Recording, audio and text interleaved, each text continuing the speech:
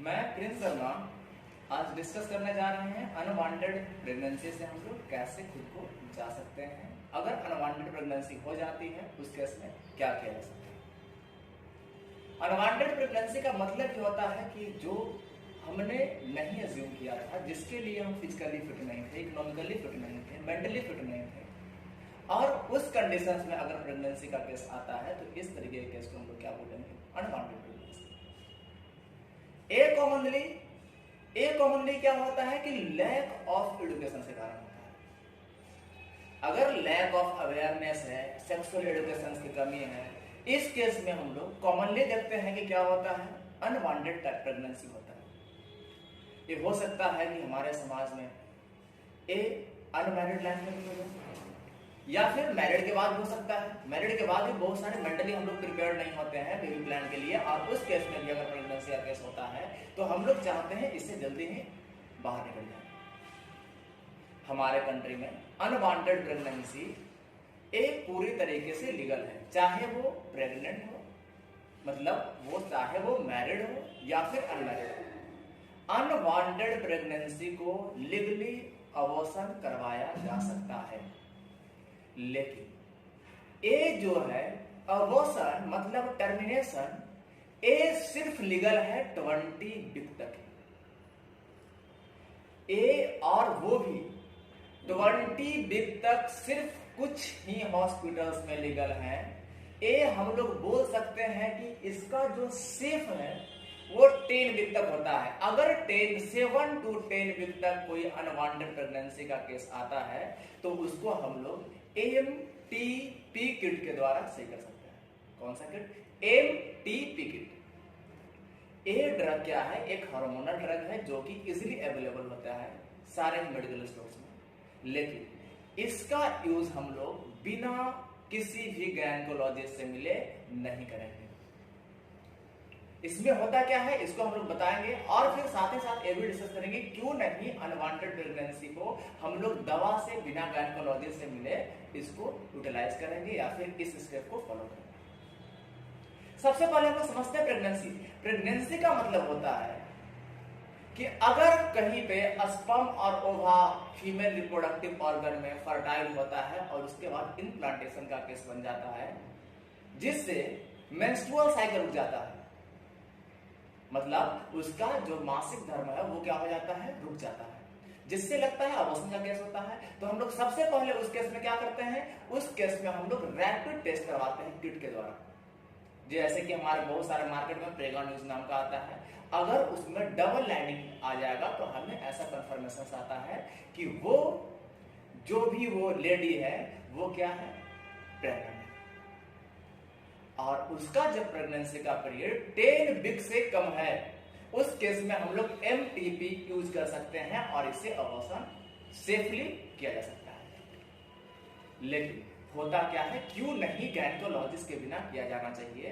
क्योंकि अगर इम्प्लांटेशन की बात करें तो इम्प्लांटेशन हो सकता है कि फीमेल बॉडी की यूट्रस में हो, वॉम में हो, साथ ही साथ ये भी हो सकता है कि वो इम्प्लांटेशन फ्लोपियन ट्यूब में हो जाए।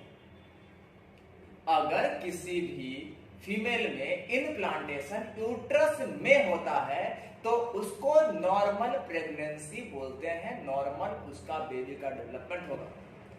लेकिन अगर उसका इम्प्लांटेशन जाकर फ्लोपियन ट्यूब में अगर हो जाता है, इस केस में इस तरह के प्रेगनेंसी को हम लोग बोलते हैं क्या, इक्टोपिक प्रेगनेंसी। इसको क्या बोलेंगे, इक्टोपिक प्रेगनेंसी।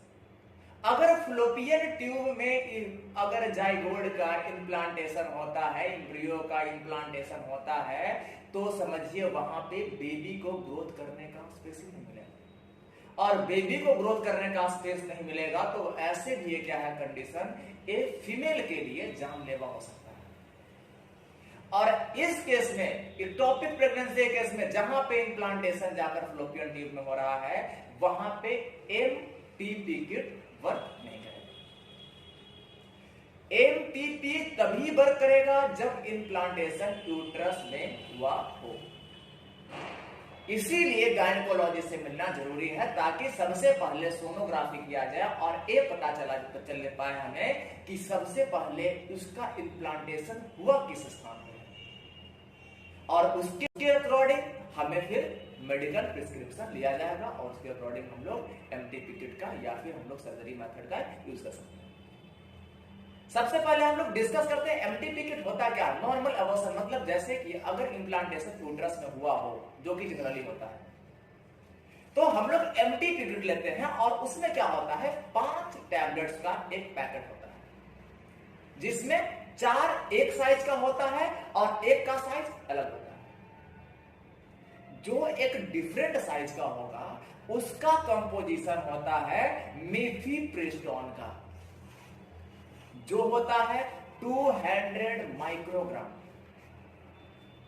200 माइक्रोग्राम का मीफीप्रिस्टोन का एक टैबलेट होता है और जो बाकी बचा 4 टैबलेट है वो होता है मीफीप्रिस्टोल का। और हर एक टैबलेट, वो चारों टैबलेट 200 माइक्रोग्राम का होता है। 200 माइक्रोग्राम कंपोजिशन रखता है मीफीप्रिस्टोल का और चारों को मिला दे तो कितना हो जाएगा 800 माइक्रोग्राम। ये दोनों ही क्या है हार्मोनल पिल्स। अब इसको यूज कैसे करते हैं, सही तरीका क्या है, और जितना केस हमने अभी डिस्कस किया है, जितना केस हमने देखा है, उसमें से क्या बेस्ट ऑब्जर्वेशन रहा है, क्या तरीका होना चाहिए इस दवा को लेने का, वो हम डिस्कस करेंगे। देखिए होता क्या है कि जो हम 5 टैबलेट्स था, जिसमें से एक टैबलेट जो अलग शेप का था, उसको हम लोग को खाना है सुबह के 10 बजे के आसपास और उसके एग्जैक्टली 48 आवर बाद, एग्जैक्टली 48 आवर बाद, क्या मतलब 2 दिन बाद सेम समय पे जो 4 बचा हुआ टैबलेट्स है मीजोप्रिस्टोल का, उस मीजोप्रिस्टोल का टैबलेट्स में से 2 टैबलेट्स को सबलिंगुअली मतलब जीभ के नीचे रख लेना है और जीभ के जैसे ही नीचे रखेंगे वो सारा हमारे बॉडी में एब्सॉर्ब हो जाएगा। जो बचा हुआ 2 टैबलेट्स है वो तुरंत ही उसे वेजाइना के अंदर जितना अंदर हो सके उसको अंदर इंसर्ट करना है। वेजाइना के अंदर इंसर्ट करने से भी क्या होगा, वहां से सारे के सारा उस जो हार्मोन्स है वो एब्सॉर्ब हो जाएगा। इसको लेने का बहुत तरीका है। ऐसा भी हो सकता है कि इस टैबलेट्स को, सबसे बेस्ट तरीका था। दूसरा ये भी तरीका हो सकता है कि इस टैबलेट को जैसे ही हम लोग मीफीप्रिस्टोन का एक टैबलेट खाए थे, उसके 24 आवर बाद 2 टैबलेट्स को सबलिंगुअली खाएंगे और फिर 24 आवर के बाद 2 सबलिंगुअली खा लेंगे। ऐसे मतलब जीभ के नीचे दबाएंगे वो एब्सॉर्ब हो जाएगा। ये भी एक तरीका है। लेकिन बेस्ट तरीका क्या है कि मीफीप्रिस्टोन का टैबलेट्स लेने के 48 आवर बाद क्या करेंगे, 2 सबलिंगुअली हम लोग उसको दबाएंगे और 2 वेजाइना के अंदर जितना अंदर इंसर्ट हो सके उसको डालना है। जैसे ही ऐसा करेंगे तो उसके ज्यादा 30 मिनट इतना में क्रैम्पिंग आना शुरू होगा और क्रैम्पिंग के साथ हैवी ब्लीडिंग होगा और ये ब्लीडिंग 2 से 3 दिन तक चल सकता है। और इसमें भी हैवी ब्लीडिंग के साथ पेन बहुत ज्यादा अगर हो रहा है और कंट्रोल नहीं हो रहा है 24 आवर के बाद, तो तुरंत ही आपको किसी गायनेकोलॉजिस्ट से मिलना पड़ेगा। इसीलिए मैंने बोला था कि अगर इस दवा को आप रात में लेंगे या फिर किसी और समय में लेंगे तो 48 आवर बाद फिर नेक्स्ट डोज लीजिएगा और फिर किसी तरीके का अगर इशू होता है तो उस समय डॉक्टर से हम लोग मिलना थोड़ा मुश्किल होगा। इस कारण से हम लोग प्रिस्क्राइब करते हैं, हम लोग ऐसा बताते हैं कि ये टैबलेट्स लेने का समय सुबह का 10-11 बजे रखें ताकि आपके लिए भी कंफर्टेबल। लेकिन याद रहे एक एमटीपी किट तभी वर्क करेगा जब इम्प्लांटेशन यूट्रस में हुआ हो और प्रेगनेंसी का टाइम ड्यूरेशन 7 to 10 वीक हुआ हो ज्यादा से ज्यादा। अगर इसके बाद में हम एमटीपी किट का यूज करते हैं, इस टैबलेट्स का यूज करते हैं, तो वो उस बॉडी पे किसी तरीके का रिएक्शन शो नहीं करेगा, उसमें किसी तरीके का अबॉर्शन का केस ना भी देखने को मिले, वहां पे अबॉर्शन का केस नहीं भी हो सकता है। उस केस में हमें फिर किसी भी गायनेकोलॉजिस्ट से मिलना होगा। और एक बात और फिर से, ये हमारे कंट्री में लीगल है, अनमैरिड अबॉर्शन भी हमारे कंट्री में लीगल है और ये प्राइवेसी है, राइट टू प्राइवेसी के केस में आता है। तो इसे क्या होगा, आप बिना अपने मन से इधर उधर कुछ किए आप किसी गायनकोलॉजी से मिल सकते हैं और अपना सेहत को सही कर सकते हैं और इस अनवांटेड अबॉर्शन को भी आप सिक्योर कर सकते हैं। और अगर आप आसपास के लोकेशंस के गायनकोलॉजी से मिलने में बुरा लग रहा हो तो आप अगर पटना, जहानाबाद इस एरिया के रेंज में आते हो तो हमें कमेंट करें, मैं आपको बताऊंगा कौन से गायनकोलॉजिस्ट कैसे आपको गाइड कर सके। Thank you.